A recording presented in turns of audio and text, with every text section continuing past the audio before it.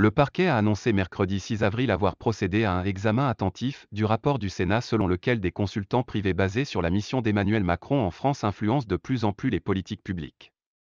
Évasion fiscale et blanchiment d'argent. L'enquête préliminaire a commencé. Une enquête sur la société américaine McKinsey & Company a débuté le 31 mars, selon des sources judiciaires.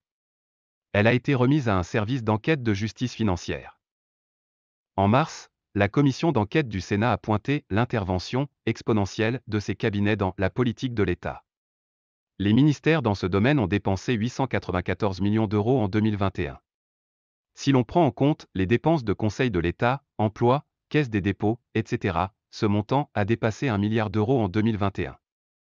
Par ces activités, la Commission vise à faire la démonstration du dispositif et à montrer que les entreprises ont été particulièrement sollicitées lors de la crise sanitaire liée au Covid-19.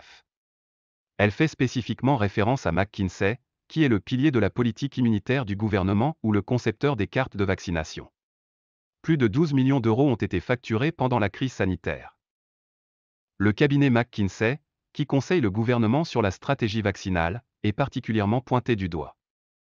Il est accusé par la commission d'enquête de ne pas avoir payé d'impôts en France depuis plusieurs années. Les sénateurs dénoncent aussi des commandes payées sans suite.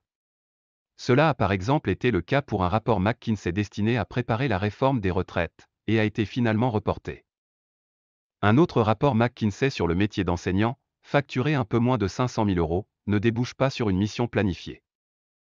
Malgré leur demande, les sénateurs n'ont pas pu voir ces documents, mais ils ont parfois été soumis en Conseil de défense, créant une grande incertitude quant à l'utilisation des fonds publics exprimés dans le rapport.